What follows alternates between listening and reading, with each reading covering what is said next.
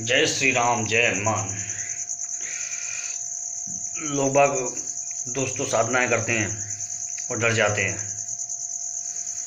तो मैं उन सबसे कहना चाहूँगा कि आपके अंदर वो जज्बा होना चाहिए।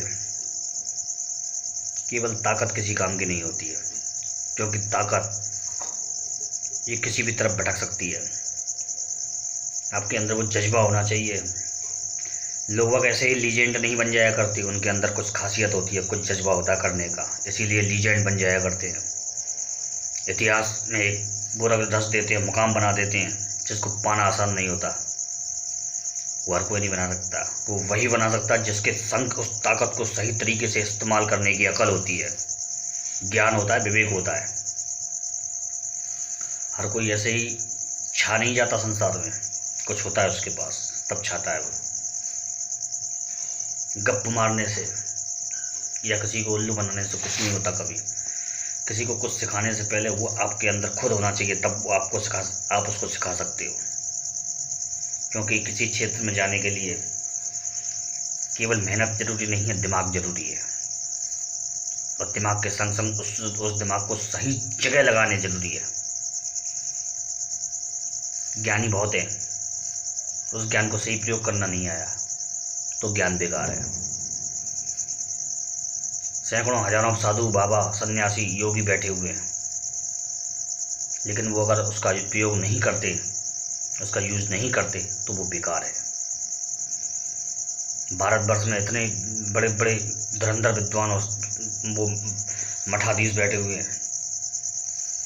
मैं देख रहा हूँ इन सब चीज़ों को। जितनी भीड़ कुंभ प्रयागराज कुंभ में निकल गई है, उतनी भीड़ अगर अयोध्या पे होती तो शायद राम मंदिर बन गया होता। लेकिन लोगों को सजावट से फुर्सत नहीं है, अपने जुलूसों से फुर्सत नहीं है, अपने रुतबा दिखाना है कि हम महान हैं। मैं उसको महान नहीं मानता जो अपने देश के लिए कुछ नहीं कर पाता। काहे के महान? मेरे साथ अगर इतनी जनसंख्या जुड़ जाएगी ना, तब मैं दिखा दूंगा कि महान क्या होता है। क्या होता है जज्बा काम करने का, क्या होती है परंपराएं, दिखा दूंगा।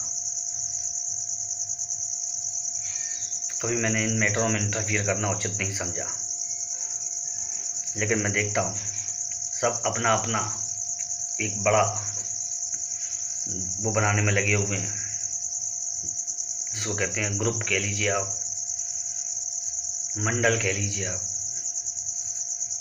यूनिटी कह लीजिए। अपना अपना बनाने में लगे हैं। किसी को मतलब नहीं है भगवान से या किसी से। मैं ऐसे उसको नहीं मानता हूँ। मेरा मानना है अगर आप में है, आप में कुछ है तो करके दिखाइए।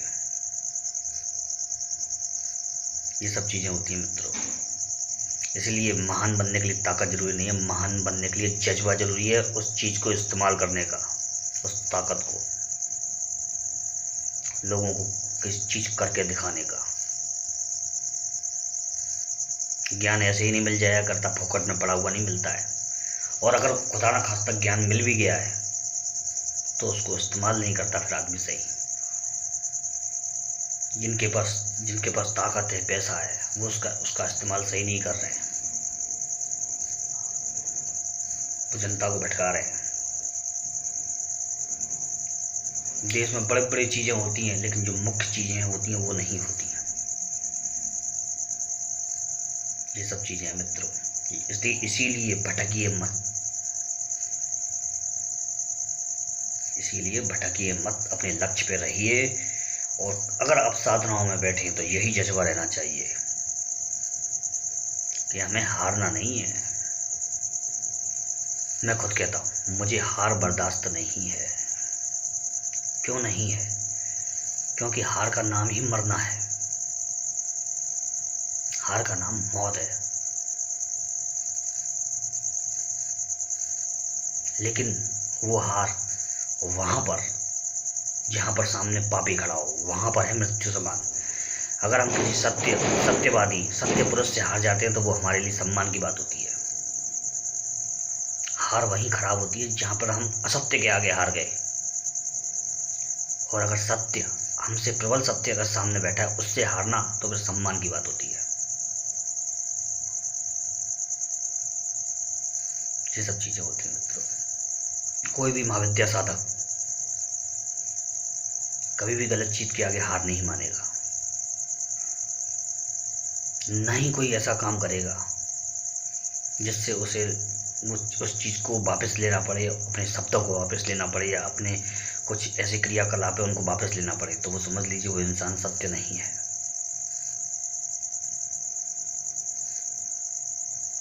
जिसको कहते हैं ना कि ज़मीन से उठा के खा लेना, वो हालत हो जाती है फिर। पहली बात तो शब्दों को इस्तेमाल ही आदमी को, या किसी चीज़ को इस्तेमाल ही आदमी को चयन करके करना चाहिए, क्योंकि यही सब चीज़ें बता देती हैं कि आदमी क्या है, उसकी दर्जा क्या है, उसकी औकात क्या है। शब्द बयान करते हैं आदमी के, ये मैंने आजमाया है संसार में। आदमी के चेहरे के भाव, आदमी के बोलने का तरीका, आदमी के शब्द। जिस आदमी को अपनी ताकत पे घमंड होता है उसकी मुट्ठियाँ यूँ रहती हैं। कभी भी देखना, जिस आदमी को अपनी ताकत पे घमंड होगा वो यूँ चलेगा और उसकी मुट्ठियाँ यूँ इतनी होंगी पड़ी हुई, उसका हाथ यूँ खुला हुआ या ढीला नहीं होगा। ये लक्षण है। जिसका अंगूठा लंज-पुंज है, जिसका हाथ यूँ लटका हुआ है और यूँ झटके दे के चल रहा है, उसमें जीवन शक्ति की कमी है, उसमें आत्मविश्वास की कमी है। जो आपसे आंखें मिला के बात करता है, सही तरह से वचन बोलता है, जिसके कर्म और वचन भेद नहीं करते, दोनों एक समान रहते हैं, उस आदमी पे आप पूरा विश्वास कर सकते हैं। ये तो आपको खुद पहचानना चाहिए आदमी को।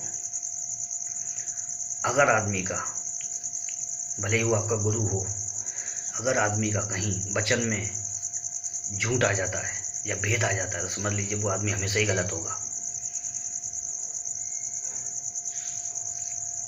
कुछ लोग, कभी कभी मैंने देखा है, कुछ लोग बिल्कुल सरासर झूठ बोलते हैं, लेकिन फिर भी उनके जो अंधभक्त होते हैं, उनके शिष्य होते हैं, वो कहते हैं कि नहीं नहीं हमारे गुरु सही हैं। वो शिष्य भी गलत होते हैं, वो भी मक्कार टाइप होते हैं, क्योंकि गुरु घंटाल से ही गुरु घंटाल जुड़ता है। अगर मैं गुरु घंटाल हूँ तो मेरे संग गुरु घंटाल ही जुड़ेंगे। मतलब वो भी गुरु हरामखोर तो शिष्य महा हरामखोर, वो हालत हो जाती है। ये सब चीज़ें होती हैं मित्रों। आदमी के कान बताते हैं कि किस आदमी का प्रकार क्या है, किस टाइप का है। कान के ऊपर ये हिस्सा अगर जरा सा नुकीला हो तो उस व्यक्ति के अंदर राक्षसी वृत्ति होती है, राक्षस गण का होता है या राक्षस वृत्ति होती है। उसका मन कभी भी खतरनाक हो सकता है, खराब हो सकता है। जिस व्यक्ति का नीचे का हिस्सा ये लटका हुआ हो, मुलायम ज़्यादा हो, वो मन का बहुत सॉफ्ट होता है, सोच विचार के चलने वाला होता है, डर डर के काम करने वाला होता है। जिस व्यक्ति की नाक सामने से फूली हुई हो ज़्यादा, पकौड़ा जैसी तो वो व्यक्ति, समझ लीजिए वो व्यक्ति होता है ना, जो वो व्यक्ति होता है टेंशन में हमेशा। उसके मन में कोई ना कोई चिंता बड़ी लगी रहती है, जीवन भर मरते दम तक। जिस व्यक्ति की नाक सामने से पतली तोते जैसी हो, वो व्यक्ति बहुत बारीक सोच विचार वाला होता है, और कई बार तो ज़्यादा सोच विचार की वजह से धूर्त भी बन जाता है। लेकिन हर कोई नहीं होता, लेकिन ज्ञानी तो होता है। हाथ के नाखून बताते हैं, हाथ के नाखून बताते हैं आदमी के। बड़े बड़े नाखूनों वाला राक्षसी प्रवृत्ति होता है। अगर किसी के ऊपर कोई भूत बाधा आ गई है तो उसके नाक बड़े होते ही रहेंगे जल्दी जल्दी, और वो बनाएगा नहीं, लेकिन गंदे भी होते जाएंगे, तो उस पर भूत बाधा होती है। आजकल के कई लोग फैशन में करते हैं, लेकिन नहीं करना चाहिए। उस पर कोई ना कोई प्रकोप जरूर होता है, ग्रह का या बाधा का। पक्की बात है, या तो शनि बिगड़ेगा या बुध बाधा आएगी। ये मेरा खुद का रिसर्च है और ये बहुत पक्का रिसर्च है, सैकड़ों हजारों आदमियों पर किया हुआ। जिनकी मानसिक जिनका ये नखून बढ़ने लग जाता है और वो कटवाते नहीं है, या उसको फैशन डिजाइन के चक्कर में रहते हैं, सजाने के चक्कर में, उनका माइंड का बैलेंस खराब होने लगता है। आजमाइएगा, आप बढ़ा के देखिए इसको, माइंड का बैलेंस खराब हो जाएगा। पहले जो सोचते होंगे वो नहीं सोच पाएंगे आप।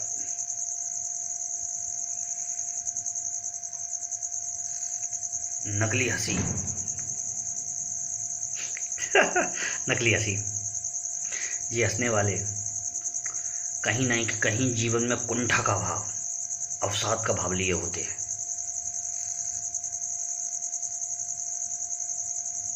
कहीं ना कहीं कोई ना कोई ऐसा उनका कोई ऐसा अंदर सोच विचार होता है जो व्यक्त नहीं हो पाता, वो कभी उसको बोल नहीं पाते। जो व्यक्ति पल पल में आंख झपकाता है, पलके झपकाता है, वो हर समय बहुत बारीक तरीके से सोचता रहता है और बार बार अलग अलग चीज़ें सोचता है। मुझे घर जाना है, मुझे ये काम करना है, अरे यार आज तो खाना ही नहीं खाया, ओहो आज तो ऑफिस को देर हो गया। इस तरह से पल पल में विचार बदलते हैं। दोस्तों, अभी तो हम आप मिले हैं, मात्र 6 महीने हुए हैं, 7 महीने। अभी मैं आपको इतनी जानकारी कैसे दे पाऊँगा इतनी जल्दी, थोड़े से समय में। धीरे धीरे जुड़े रहिए, मैं आपको वो सूत्र दूंगा को आपको शायद किसी ने दिया नहीं होगा, क्योंकि जीवन के सूत्र अनुभव से आते हैं। और उसमें भी ज्योतिष, उसमें भी तंत्र, और उसमें भी सामुद्रिक शास्त्र, यानी सोने पे सुहागा।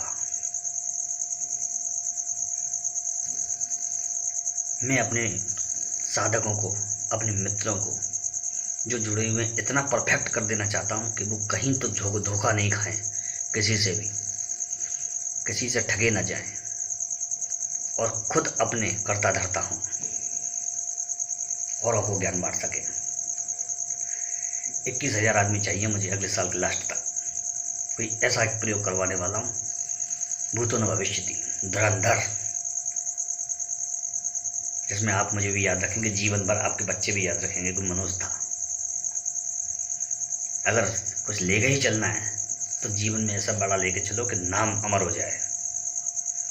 ये क्या यहाँ पैदा हुए, खाया पिया, मौज किया, बचपन देखा, किशोरावस्था देखी, जवानी देखी, प्रौढ़ावस्था देखी, बुढ़ापा देखा, बिस्तर पे लग गए, बीमार पड़े, मर गए। नहीं, ऐसा जीवन सही नहीं। ऐसा जीवन हमने सोचा होता तो हम इस जगह पे होते? नहीं, कभी नहीं होते। नहीं सोचना है, कुछ ऐसा करना है, करके दिखाना है। खुद ही को कर इतना बुलंद कि खुदा बंदे से पूछे, बता तेरी रजा क्या है। अपने आप को इतना मजबूत बनाइए कि भगवान आपसे आके पूछे कि बच्चा, बेटा, मेरे पुत्र क्या चाहिए। मैं तो आपको बस इतना ही समझा सकता हूँ, मेरे पास तो छोटा सा ज्ञान है, वो आपको दे सकता हूँ। बाकी आप कितना लेते हैं ये आपकी मर्जी है। जय माता रानी की।